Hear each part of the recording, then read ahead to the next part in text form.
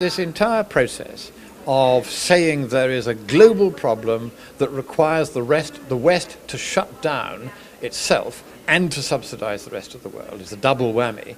We've got to shut down and we've got to subsidize the rest of the world.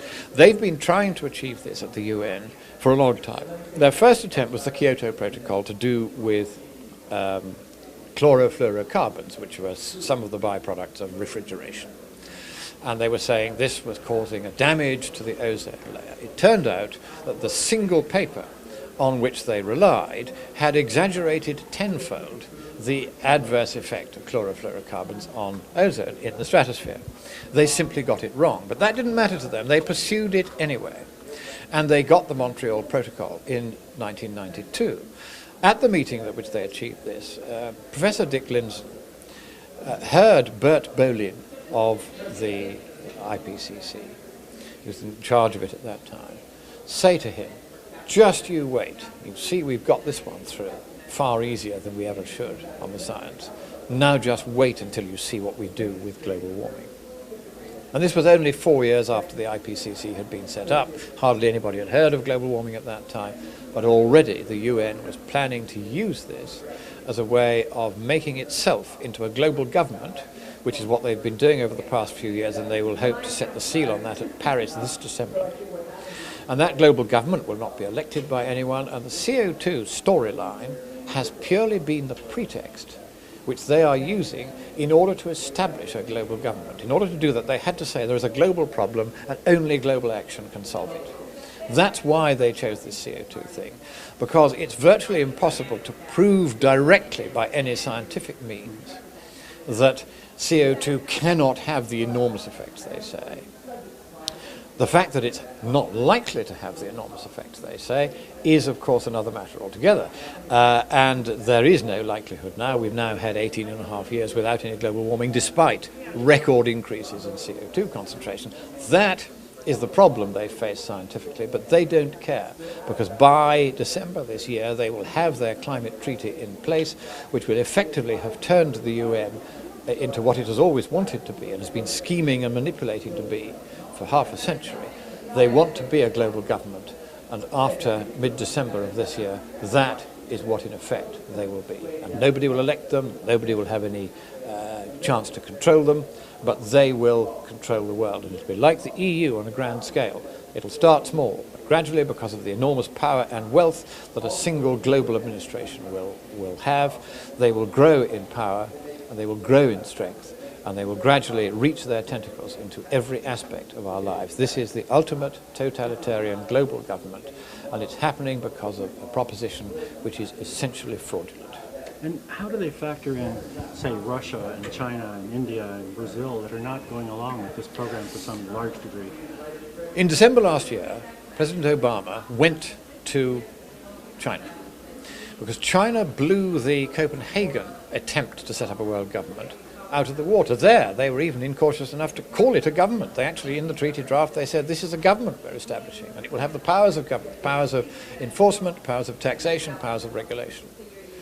They actually admitted it, and if you want to see this, you'll find it in articles, Annex 1, Articles 36 and 38 of that draft. Now, in the latest draft, they're coyly calling it a global governing body.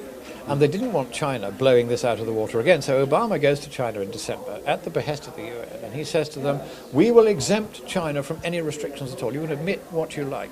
Make the noises about how you're trying to control it, because that will help your fellow communists worldwide. But whatever you do, don't blow this treaty out of the water.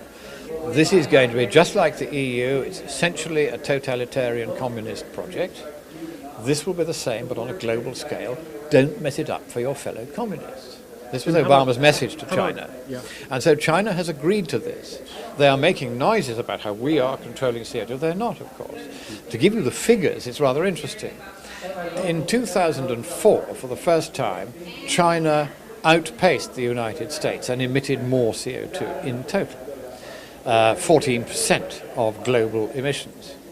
And China was also 14%. Within a decade, they became 28%, and they're now more like 33%. They're now a third of all emissions of CO2, and they have been exempted from making any restrictions.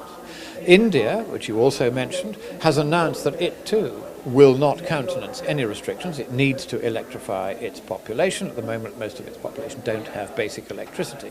Without that, you cannot get enough prosperity to stabilize the population by making sure that prosperity stops the birth rate from increasing. It's not contraception and abortion that controls birth rates worldwide, it's prosperity. India and China know this perfectly well, and so the two biggest... Goes up. So getting population goes down. That's right. Getting half the population of the world, which is those two countries, is roughly getting over half the population of the world, they are not going to play. Likewise, many other third world countries are not going to play. Africa isn't going to play. That's hugely populated. South America isn't going to play. They're all going to make the noises about how they're going to play because they want to get the fistfuls of cash that the UN has bribed them with. It said, we'll get Western money and we'll give it to you if only you go along with this. So all the poorer countries will vote for this treaty. A lot of the rich ones, the EU, will vote for it.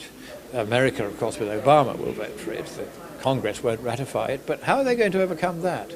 It's still going to be a treaty. And they're going to call it a treaty.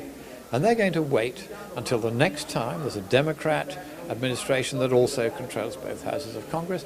Then they will ratify the treaty, locking America in, because once America has been locked into that treaty, then it has no unilateral right to secede. And increasingly the way the left has been operating in recent years is by making treaties among left-wing countries, and then when a country temporarily under a democracy becomes left-wing, that then joins the left-wing countries that have already signed the treaty, and that locks that country into the treaty with no hope of secession. Now, the Kyoto Protocol contained an instrument of secession within it. It had a little paragraph, number 27, that simply said, if you give X years, 3 years notice of your intention to secede from this treaty, you have the right to leave without further penalty. Nobody can stop you. There is no such provision for secession in the draft UN Treaty on the Climate. They want to lock people in, using this left-wing mechanism, using the fact that treaties under the US Constitution take precedence over your own Constitution and your laws. Once you have ratified a treaty with a foreign country, only if those foreign countries with whom you have ratified that treaty let you out will you be free of it. And since America will be the biggest payer into this UN monstrosity, there's no way they'll let you out. And how does Russia figure into this? Russia is also paying lip service to this. In 2004, the Russian Academy of Sciences had a conference on the climate at which they asked both sides to come. They looked around the world to find the sappiest and most true-believing country they could, which was, of course, Britain at the governing class level. And Sir David King, a fatuous chemist who was at that time the government's chief scientific advisor for some unfathomable reason, was invited to Moscow to lead a delegation to give the official position of the UN on climate. But they also invited several skeptics. The moment that King arrived at Sheremetyevo airport in Moscow, he saw several skeptics, recognized them, realized that he'd been set up, and cut and ran and tried to get back in the plane. He was arrested by the FSB. He was taken to the Kremlin and made to give his presentation. Halfway through his presentation, Dr. Roy Spencer, who was there, interjected and said, "Oh, for heaven's sake, Sir David, you're talking nonsense. You really can't make that point." David King, who is not used to anyone answering back, because the way the left frame it is that they normally never get into any situation where they have to debate with the other side, because they always lose. He flounced out of the room and refused to take any more part. The FSB looked at Andrei Illarionov, the doctor from the Russian Academy who was running the proceedings, and he said, "No, let him go." And then Illarionov went to the microphone and he said, "Sir David King has disgraced the name of the United Kingdom, he has disgraced the name of King, and he has disgraced the name of Sir. He has, however, revealed to us exactly who is right and who is wrong on the climate, and he is wrong. Because a man who was right would stand here and defend himself on being criticized by a fellow scientist, and he has failed to do that. Indeed, when he realized there would be scientists here who took a different view, he tried not even to come and give this talk. And so we now have seen by his behavior where the truth really lies. And we will be reporting back to the Academy that global warming is a subject on which great caution should be exercised before either side should be taken." So you held out some hope for Russia. Now, that was the position then. A few months later, David King having reported back that he'd been humiliated in Russia, Tony Blair, who was then the left-wing Prime Minister of Britain, saw Putin and said, either you change your Academy's tune on the climate, or we will not vote to give you most favoured nation status at the World Trade Organization. Putin cut a deal with Blair, rang Ilyaryov and said, I'm terribly sorry, you're going to have to change your view. Really?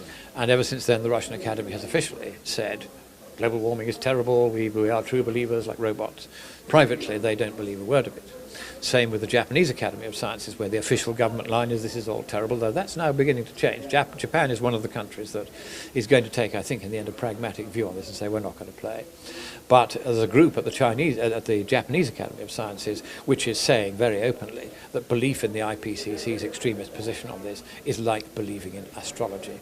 The best description I've ever heard of it. So that's Russia for you. Of course, what's in it for Russia is they want to go on selling overpriced natural gas from Siberia, where they have trillions of cubic feet of it, via the many pipelines that now run into Western Europe, where the price of gas is 4 times the world price. Why? Because we won't allow fracking.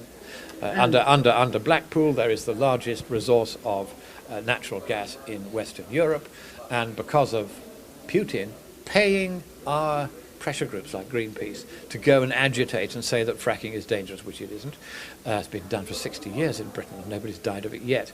They have managed to stop the government from going ahead and opening up that vast field. And the same in other European countries, because Europe is now no longer governed by democracy, it's governed by the European Union, which is essentially a Marxist construct.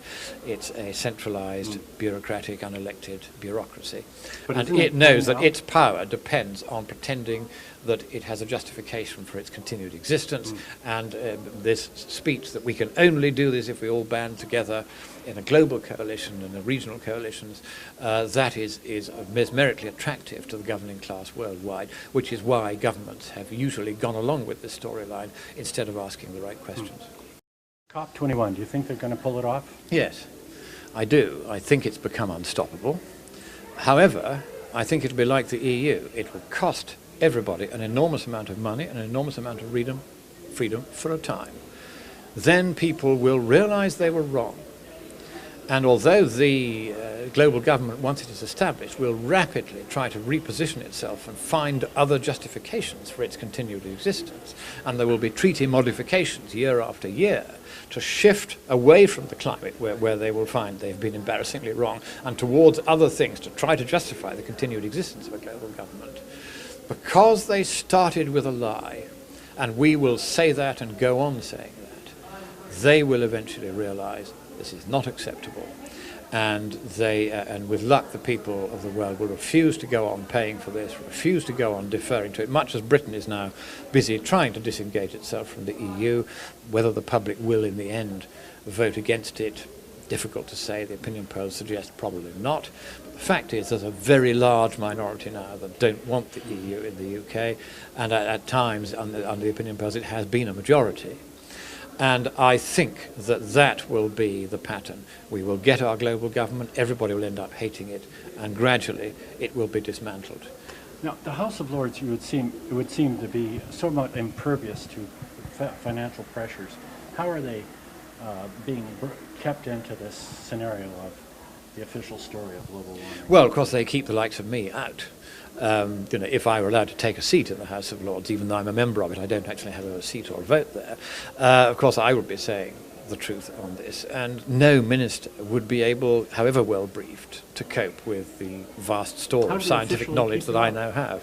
Because in 1999, they voted to exclude my father and all other hereditary peers from the House, choosing only 90 of them from among themselves to sit. My father was not one of the 90 who was chosen. And so I have no right to sit or vote, but I still have the title.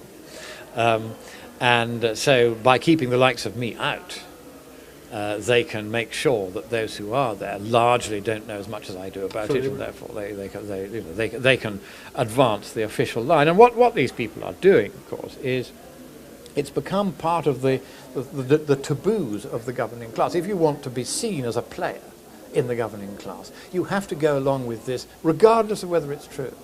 One should never forget that in matters like this, where the governing class has decided that something is convenient, expedient, and profitable, the one thing they will never do is worry about whether it's true or not. It doesn't matter how often you say to them, but this is mad, it makes no sense, there's been no global warming for 18 and a half years. I've got 12 slides which show different models over-predicting it, and some of those slides have got 50, 100 models on each slide. None of it's worked. We know that. They do not care about the facts. This has become a taboo.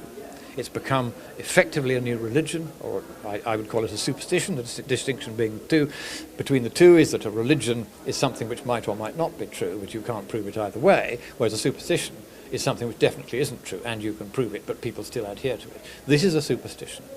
And it's eaten deeply into the governing class because it is both socially convenient, politically expedient, and above all, wickedly financially profitable. This is the largest transfer of wealth in human history from the poor to the rich, from the little guy to the big guy, from, in French terms, the sans-culotte to the cuisse de cuillard. This is an enrichment and an empowerment of the powerful governing class at the expense of the rest of us. I don't like the smell of it. And gradually, one by one, the people are waking up to this. The people have now largely seen through the global warming scam for the scam that it is. The governing class have also, interestingly, seen through it. They know now that it isn't true, but they don't care whether it's true or not. It's expedient, it's convenient, and it's profitable, and therefore, as far as they're concerned, it is so.